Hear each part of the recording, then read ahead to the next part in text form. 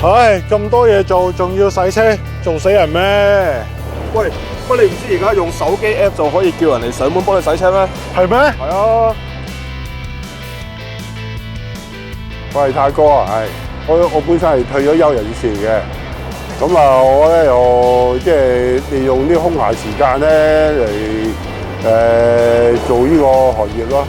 呢個洗車 App 主打上門洗車服務，單次洗車由95蚊起。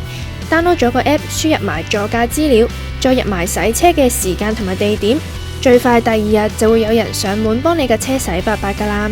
佢哋仲會同耆康會合作，聘請退休長者洗車添。耆康會係最快俾到回應我哋，因為佢哋自己都有一個退休長者嘅就業計劃。咁於是我哋就直接同佢合作，就我哋發展咗一個叫做無水洗車嘅技術。咁其實唔係完全冇水，只不過我哋用嗰個水量係平時你洗車嘅5% 左右。嘅帶清潔劑啦，又好輕便啦，唔係好重啊，同埋啲布啊，佢啲工具咧又係都好輕嘅，所以一個朵咧又可以做晒咁多樣嘢咯。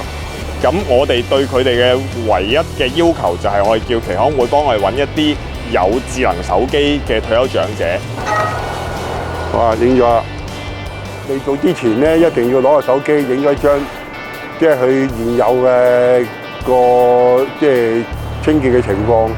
再做完之後咧，又再影多張，就係做完嘅情況。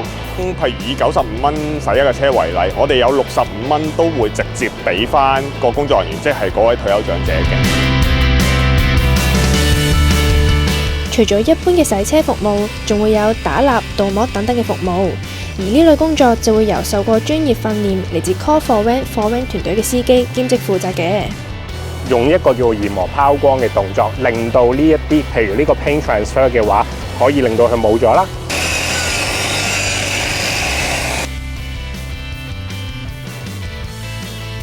頭燈嘅話，就將個面頭個氧化就去咗，令到佢清澈翻。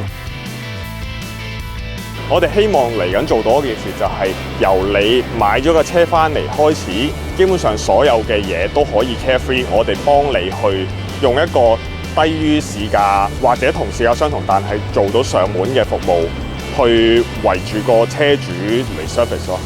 哇，乾淨晒！